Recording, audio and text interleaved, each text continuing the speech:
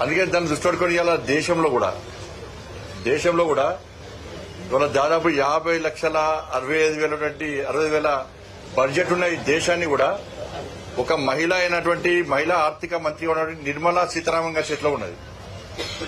అందుకే దేశంలో ఆర్థిక ప్రగతిలో 11వ స్థానంలో ఉన్నటువంటి భారతదేశం ఇవాళ 4వ స్థానానికి వచ్చింది. భారత రాష్ట్రపతిగా ద్రౌపది ముర్ము గారికి ఇలా ఈ దేశం ఒక బాధ్యత అప్పైపోయింది కాబట్టి ఈ దేశము ప్రపంచంలో ప్రతి భారతీయుడు సగర్వంగా తలెత్తుకుని తిరిగేటువంటి ఒక గౌరవ పరిస్థితి వచ్చేది. మొన్న సింధూర్ సందర్భంలో యుద్దంలో కూడా కమాండెంట్స్ ఇద్దరు కూడా మహిళల చేతికి అప్పైపోయినాం కాబట్టి ఇవాళ సింధూర్లో భారతదేశం ఏ విధంగా విజయం సాధించి ఉగ్రముఖల స్థావరాలను ధ్వంసం చేసినామో మనం గుర్తించాల్సిన అవసరం ఉంది. ఇవాళ కరీంనగర్లో కూడా జిల్లా కలెక్టర్ గా ఒక మహిళా కలెక్టర్ పమేలా సత్పతి గారు ఉన్నారు కాబట్టి ఇవాళ కరీంనగర్ జిల్లాలో ఇవాళ అనేక కొత్త సంస్కృతిని కొత్త ఆలోచనలతో వినూత్న ఆలోచనలతో వాళ్ళ ముందుకు సాగే ప్రయత్నం చేస్తున్నాం. వాళ్ళ గతంలో చాలా మంది మహిళలకు కుట్టు శిక్షణ కేంద్రం ఇచ్చినప్పుడు వాళ్ళకు కూడా కుట్టు మిషన్ కూడా జరిగింది.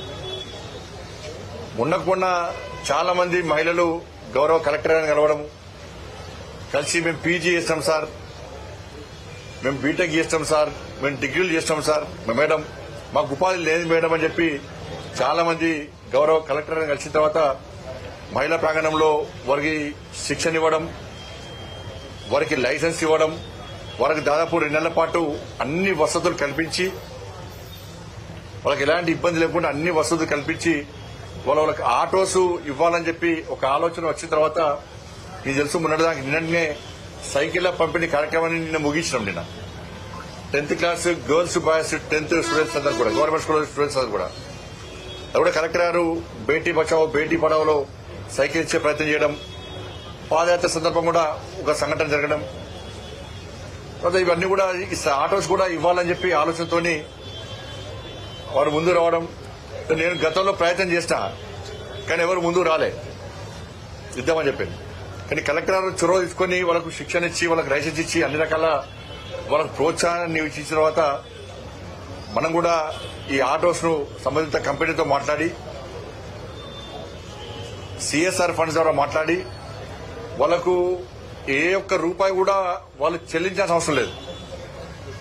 దాదాపు 3,50,000 విలువ చేసే ఆటో, ప్యాసింజర్స్ ఆటోస్ 9, గూడ్స్ ఆటోలు కూడా.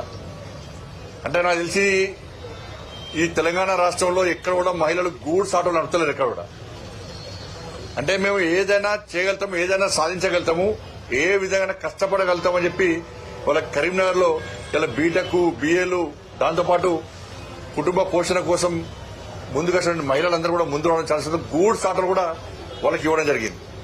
ఎందుకంటే పెట్రోల్ డీజిల్ ఆదా ఉంటే ఎలక్ట్రికల్ ఆటోస్ ఇవి ఇలా పర్యావరణ రక్షణకు ముందు రావాలని చెప్పి గౌరవ సుప్రీంకోర్టు ఢిల్లీలో తెలుసు, మనకు ఢిల్లీలో మేము ఉంటాం కాబట్టి ఢిల్లీలో మొత్తం పొల్యూషనే. సుప్రీంకోర్టే ఆదేశాలు జారీ చేసింది. ఈ పొల్యూషన్ కంట్రోల్ కోసం ఏం చేస్తారో ప్రభుత్వం చేయాలి, వాహనాల సంఖ్యను తగ్గించాలి, ఎలక్ట్రికల్ ఆటోస్ లాంటి వాటిని మనం ప్రోత్సహించాలని చెప్పి గౌరవ సుప్రీంకోర్టు పర్యావరణ విషయంలో ఆదేశాలు ఇచ్చిన తర్వాత వాళ్ళ పొల్యూషన్ తగ్గించడానికి ప్రయత్నం జరుగుతున్నాయి ఢిల్లీలో.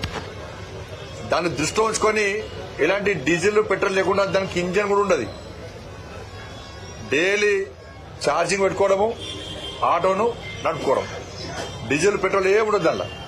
వాళ్ళు ఎలాంటి డబ్బులు చెల్లించాల్సిన అవసరం లేదు. కాబట్టి ప్రసాద్ గారు హైదరాబాద్ లో వారు ఈ ఆటోలను స్పాన్సర్ చేయడం జరిగింది. దాదాపు 15 ఆటోలు ఈరోజు విఘ్నేశ్వర నవరాత్రి ఉత్సవాలు ప్రారంభమైనాయి. ఆ సందర్భంగా వారికి ఇవ్వడం. ఈరోజు ఏదంటే గౌరవ కలెక్టర్ గారి బర్త్డే కూడా ఇవాళ.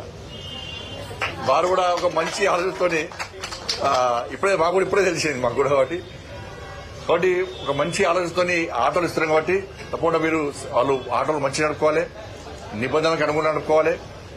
ఎక్కడ ర్యాష్ డ్రైవింగ్ కానీ ఫోన్లు మాట్లాడుకుంటూ పోవడం కానీ అవి చేయదని చెప్పి ఆల్రెడీ వాళ్ళకు చెప్పడం జరిగింది. తప్పకుండా రాబోయే రోజుల్లో ఇంకా కూడా ఇటువంటి కార్యక్రమాలు ముందు తీసుకునే ప్రయత్నం చేస్తాం. అదేవిధంగా ఇప్పుడే తెలిసింది కామారెడ్డి జిల్లా ఎల్లారెడ్డి నియోజకవర్గంలో భారీ వర్షాల వల్ల చాలా మంది ఒక ప్రమాదకర పరిస్థితిలో ఉన్నట్టు తెలిసింది. ఇప్పుడు నేను ఎన్డీఆర్ఎఫ్ అధికారులతో కూడా మాట్లాడడం జరిగింది. హెలికాప్టర్ కావాలని వాళ్ళు కోరుతున్నారు. కాబట్టి రాష్ట్ర ప్రభుత్వానికి సహకరించడానికి ఎన్డీఆర్ఎఫ్ ను కూడా అలర్ట్ చేయడం జరిగింది. రాష్ట్ర ప్రభుత్వం కూడా జాగ్రత్తగా ఉండాల్సిన అవసరం ఉంది. అందరూ కూడా ప్రజలు కూడా వాళ్ళకి ఆపద వస్తే, ప్రమాదకర పరిస్థితి వస్తే సంబంధిత అధికారులకు సమాచారం ఇచ్చి ఎవరికి ఏ ఇబ్బంది కాకుండా చూసుకోవాల్సిన బాధ్యత కేంద్ర రాష్ట్ర ప్రభుత్వాల మీద ఉంది. కాబట్టి రాష్ట్ర ప్రభుత్వం సహకరించడానికి ఎన్డీఆర్ఎఫ్ కేంద్ర ప్రభుత్వం సిద్దంగా ఉంది. కాబట్టి ఆ కామారెడ్డిలో ఎల్లారెడ్డి నియోజకవర్గ ప్రజలు ఆదుకునే ప్రయత్నం చేస్తాం. ధన్యవాదాలు మీ అందరికీ.